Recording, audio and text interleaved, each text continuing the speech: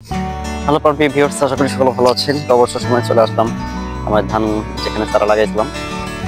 তো আমরা যারা গ্রামীণ অবসরে যারা চাষাবাদ করি, অবশ্যই আমাদের নির্দিষ্ট কিন্তু কাজের মাধ্যমে সফলতা অর্জন করতে হয়। তাছাড়া কিন্তু ফসলের করার জন্য আমাদের কিন্তু তো যাই হোক, আলহামদুলিল্লাহ ফসল ভালো হওয়ার কারণে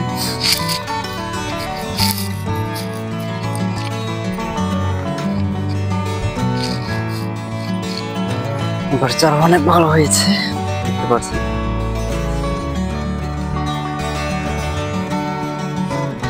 এগুলো ধান চারা। তো আমরা যারা কৃষিকাজ করি কিন্তু আমরা জানি যে ধান চারাটা কি, এবং এই চারা থেকে কিন্তু আমরা আমাদের কাঙ্ক্ষিত সে ধান পেয়ে থাকি।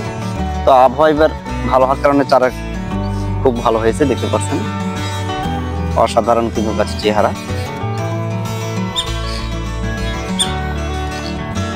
তো আমি মাঝে মধ্যে কিন্তু দেখতে আসি কোনো ধরনের রোগ বালাই আছে কিনা। তো আমি এখানে যে আমাদের যে স্থানীয় যে আমরা উই পোকা বলি, যেটা উড়ি বলি, সেটাই আঘাত এনেছে, দেখতে পাচ্ছেন। এটা নষ্ট হচ্ছে। তাছাড়া আলহামদুলিল্লাহ চারা অনেক ভালো আছে।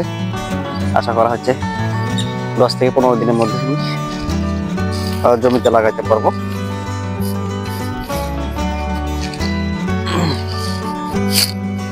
জাল দিয়ে রাখছিলাম, সেই জাল তুলে নিলাম, কারণ বিভিন্ন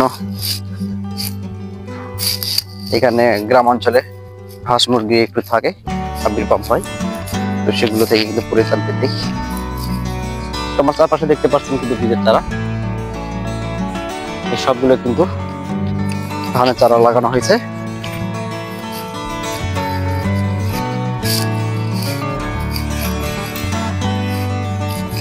তো আলহামদুলিল্লাহ আপনাদেরকে অসংখ্য ধন্যবাদ।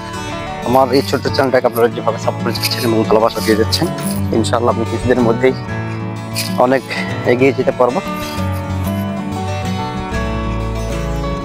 কারণ সাপোর্ট ছাড়া এবং ভালোবাসা ছাড়া কোনো কিছুই সম্ভব না। এই যে দেখতে পাচ্ছেন, একটা কিন্তু মুরগি চলে আসছে, সে অলরেডি কিন্তু ধান খেতে আসছে, এই জন্য কিন্তু এগুলো দেওয়া হয়। সেটাই দেখতে পাচ্ছেন, এগুলো সব কিন্তু ধানের চারা। তো আবহাওয়া অনেকটা খারাপ আছে, তেমন এখন পর্যন্ত রোদ ওঠে নাই।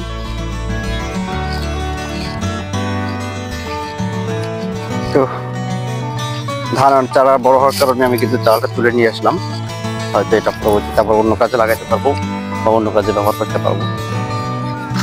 তো আসলে আমাদের বাংলাদেশ কিন্তু অনেক শান্তিপ্রিয় এবং এখানকার জনগণ কিন্তু প্রচুর পরিশ্রম করে তাদের জীবিকা নির্বাহ করে। তো এখানে বলা যায় বাংলাদেশের জনগণ অনেক শান্তিপ্রিয় এবং পারিশ্রমিক হয়ে থাকে, সেটা আমরা সকলে জানি। তো আমরা আশা করি বাংলাদেশের যে একটা অস্থির পরিবেশ যে একটা সৃষ্টি হয়েছে, এটা অবশ্য ভারতের কারণ। তো আমি এই ভিডিও দ্বারাই সকলকে বলবো, আমাদেরকে অবশ্যই ঐক্যবদ্ধভাবে কাজ করতে হবে এবং দেশে শান্তি আনার জন্য যতটুকু কাজ করা সম্ভব বা যেটুকুই অবদান রাখা দরকার আমরা অবশ্যই রাখবো, যাতে করে আমাদের সোনার বাংলাদেশ সারা বিশ্বে একটা মানচিত্র দাঁড়াতে পারে যে এখানকার জনগণ কতটা শান্তিপ্রিয় এবং কতটা বন্ধুপরায়ণ, সেটা যেন সকলেই জানতে পারে, বুঝতে পারে। তো সকলে অবশ্যই আমাকে সাপোর্ট করবেন এবং ভালোবাসা দেবেন, যাতে করে আমি একটা ভালো পজিশনে যেতে পারি, নিজের জীবনকে সুন্দর করে গড়ে তুলতে পারি। তো সুন্দর এই বাংলাদেশের সুন্দর ভবিষ্যৎ কামনা করে আজ এই পর্যন্ত। সকল ভালো থাকবেন। আল্লাহ হাফেজ। আসসালামু আলাইকুম।